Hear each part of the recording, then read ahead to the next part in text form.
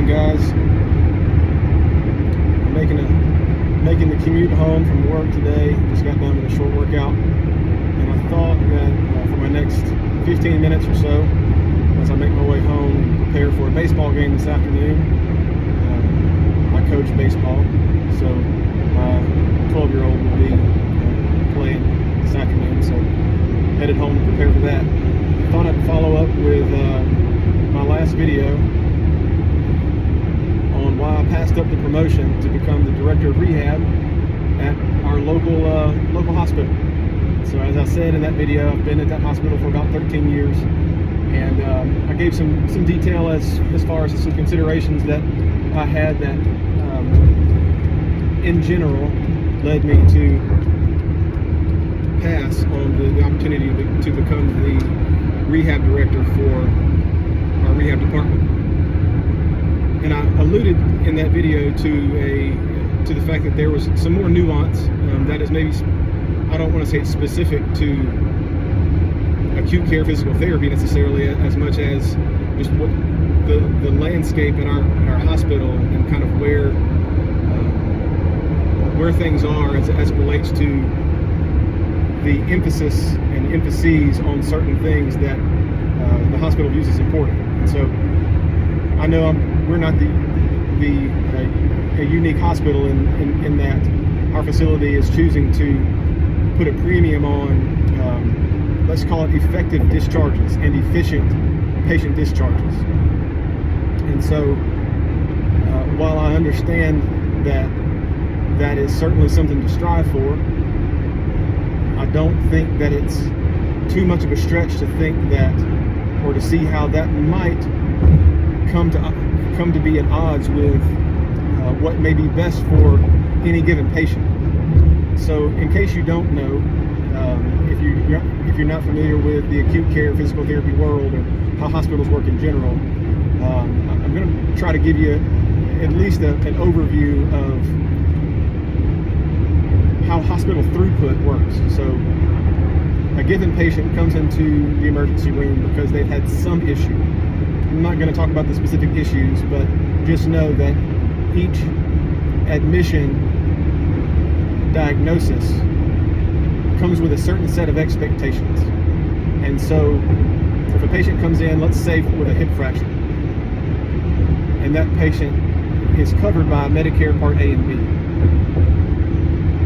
in general, what will happen is when the admission happens, the emergency room physician will, triage the patient and consult all the necessary specialists that need to be consulted, order the tests that need to be performed in order to best arrive at a treatment strategy for that patient. And so in the instance where it's a hip fracture patient, of course that person will receive an orthopedic consultation, the appropriate imaging studies, and so on and so forth, and will ultimately have surgery if deemed appropriate by the surgeon.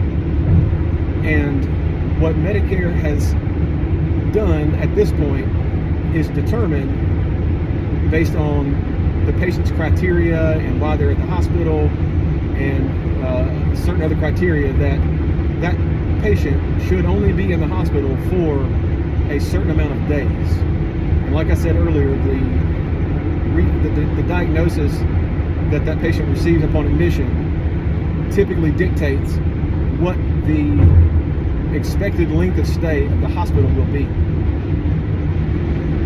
And it behooves the hospital to provide efficient and effective patient care in order to provide all the necessary services and discharge planning to ideally facilitate a discharge within the length of stay limitations that has been set by Medicare. There are some variations with that across insurance providers, but in general, Medicare typically is the driver for the status quo of what the other providers will follow, and that is generally true. So, long story short, a patient comes in with a hip fracture. Let's arbitrarily say that they are supposed to only be in the hospital for 5 days. Well, the hospital is going, and its associates and providers and specialists are going to do all they can to provide the care and carry out the care plan in order to facilitate discharge at that day 5 mark. In doing so, there's no financial repercussion for the hospital because Medicare is providing a lump sum of money for those or providing payment for those 5 days. And again, this is specific to Medicare, so some other insurance providers there's some variation there. But suffice it to say, the hospital wants to get that patient out in 5 days or less if possible. Now, for those of us who are at the bedside and provide patient care day to day, what we know and see to be true sometimes is that while that is certainly a goal and sometimes can be facilitated, it oftentimes is pushing the limits of what I would call what would be safe for a patient. There are things that happen, complications that take place that aren't always accounted for in that length of stay expectation. And admittedly, the hospital or any hospital is fighting multiple battles at one time. They're trying to fight patient complexity, medical comorbidities, and all the while treating the patient for what they're in the hospital for in that particular mission, while dealing with trying to coordinate community resources so that we can provide an effective discharge plan for this patient. In my opinion, and I'll just go to the chase, there is too much emphasis on length of stay in many of our hospitals. I can certainly speak for mine. I have a good inclination from conversations with other colleagues of mine across in other regions of the country that this is a very common problem that plagues hospitals. Medicare is looking to trim, cost, and other insurance providers are looking to trim cost, and that's just part of the game that we're playing. The problem is that there is no recourse against insurance companies at this point for refusing to pay for medically necessary care as long as they deem it medically unnecessary. And we don't have time to get into all of the problems with insurance companies and how they determine what's medically necessary, and how providers are often frustrated by having to have peer-to-peer conversations with medical personnel at insurance companies. That's a pretty well documented phenomenon at this point. My issue is that at the facility level, we are cowering to the insurance companies, and I understand that maybe that has to be the case to some degree because they're the ones driving payment. But the entity that suffers the most is obviously the patient here. They're at the mercy of what their insurance will pay for. Now, let's bounce back to what I was considering when I decided to pass on the promotion, potentially take on, or pass on and ultimately decided to pass on the promotion for the director of rehab. Our facility has decided that the rehab staff is to be, I'll say, minimally involved in discharge planning, and instead they want the case management staff to drive the discharge. And I understand that from a community resource standpoint. However, they have gone so far to say that we are not to indicate what discharge destination we think would be best for the patient. So we can no longer specifically say we think the patient should go home with home health, we think the patient should go to a skilled nursing facility, we think the patient should go to inpatient rehab, we think the patient should go to a long-term acute care facility, and so on and so forth. Instead, we have been encouraged to either not write anything and instead just indicate what the patient is objectively able to perform, or we have been asked to use an umbrella term that's the phrase this patient would benefit from post-acute therapy services. And that term can include everything from outpatient physical therapy, home health physical therapy, skilled nursing facility care, inpatient rehab facility care, or long-term acute care facility care. Now, anybody that's in the rehab professions understands that there's a significant difference in the patient that would benefit from outpatient physical therapy services versus the patient that would benefit from inpatient rehab. Those two patients are going to look markedly different. So, as you can imagine, this has caused quite a dust up in our facility, and we're still being asked to avoid indicating specific discharge destinations in our documentation. We have even been asked to refrain from determining whether or not, or indicating whether or not someone is safe to go home. Now, if any of you are in the rehab professions, you know very well, especially in the physical and occupational therapy world, and even in some instances the speech therapy world, that it is well within our scopes of practice to indicate whether or not someone can safely function at home. That is not indicating whether or not that patient is medically ready to discharge. Those are two different phenomena, but they are being conflated by our facility, and I've done all that I can to rectify that. Ultimately, where we landed as a department on that is that we're still going to indicate when someone is safe to mobilize alone or to be home alone safely based on their functional capacity. Now, so those are,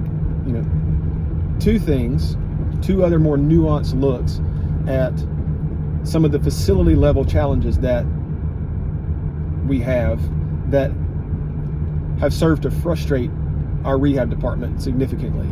And I haven't found for a little while we were, and still to some degree while we're searching for and getting the new director of rehab onboarded, I still have some conversations with some of our administrative staff about some of these things, and trying to help them see our side of the concern, with very little success at this point. Further, when I was going through the application process, when I was considering becoming the rehab director, and I went through the interview process, and I interviewed with all the administrative staff, the CEO, COO, and so on, there were a few things that happened in the interview that served to even further solidify my decision to pass on the promotion.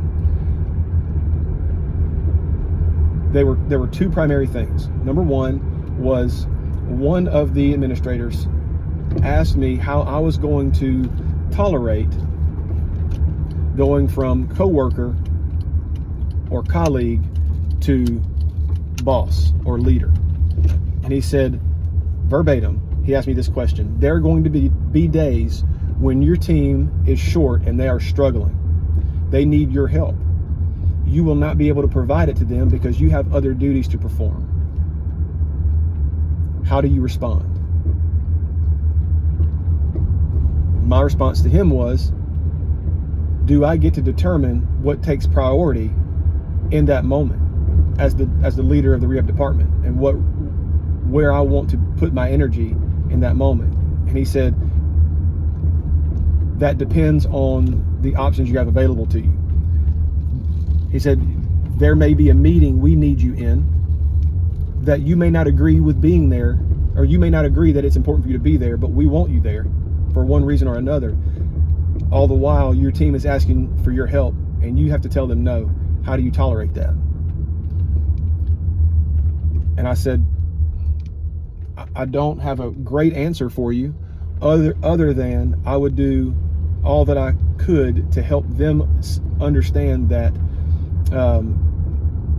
and support them in the effort to prioritize patients accordingly, so that they could provide the care to the patient that would need it the most when time and resources are limited. Now, that's the answer I gave him.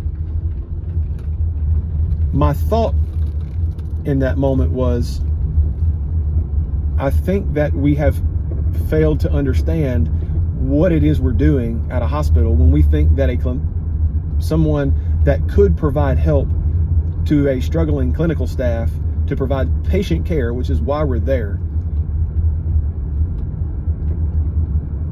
I think we've lost sight of that when we think it's more important for that clinician to be in a meeting that may or may not be consequential. And most often, I will be honest with you, I've been in these meetings several times at this point, they are inconsequential. They are most of the time meetings that can be summed up in an email or a text message or something like that.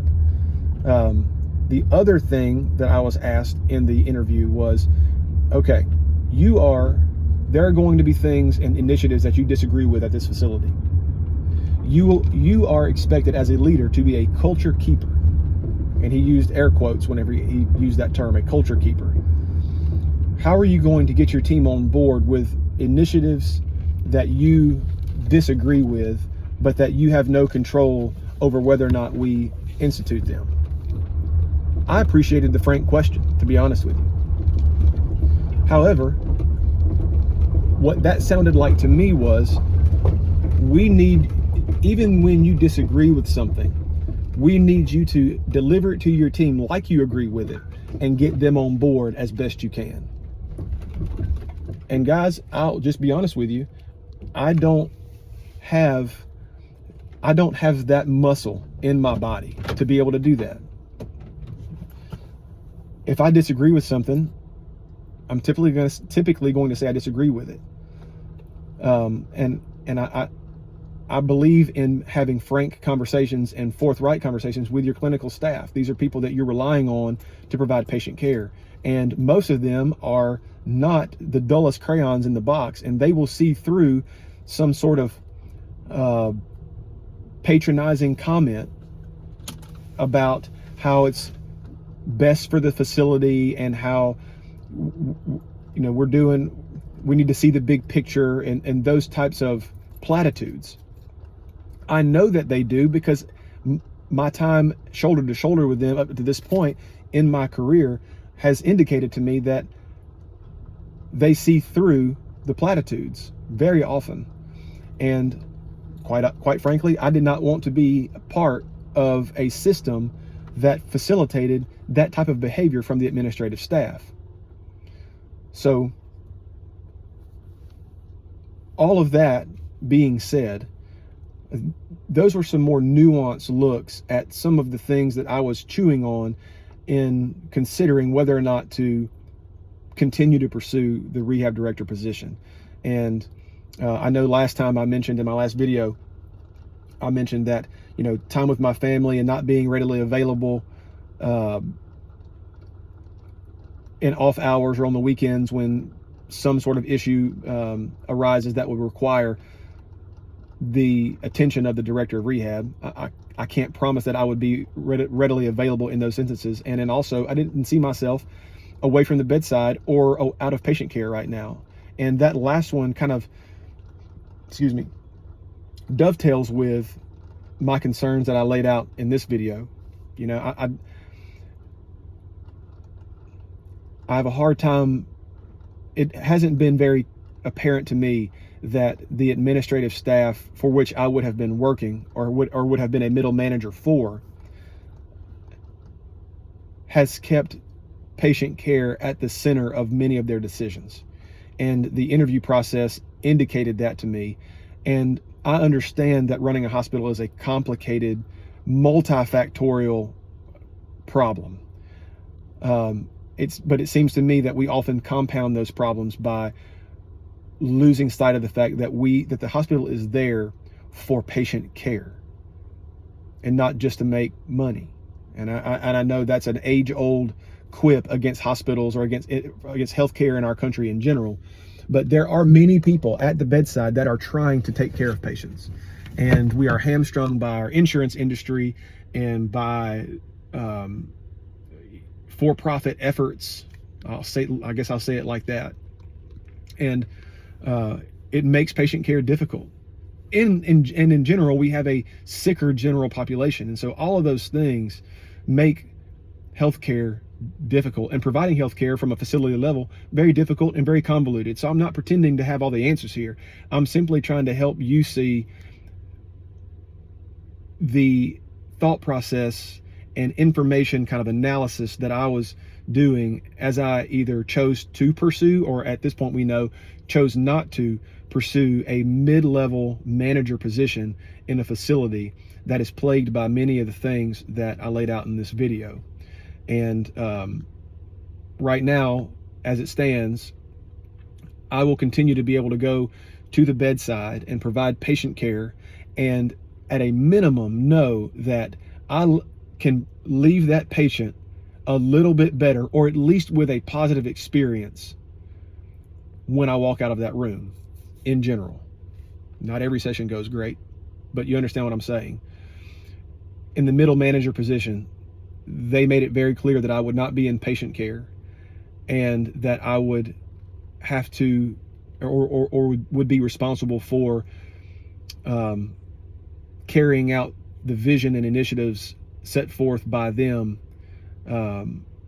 and attempting to get the rehab team on board, even if I disagreed with it. And that didn't sit right with me. So ultimately, those are the reasons why I let the promotion pass. So hope this provided clarity. Hope this provided some sort of perspective. If you're considering, if you work in a hospital, if you work in healthcare in general, or if you're considering taking a promotion or not, maybe my perspectives give you some food for thought, maybe some things that you haven't thought of. So that's that for today.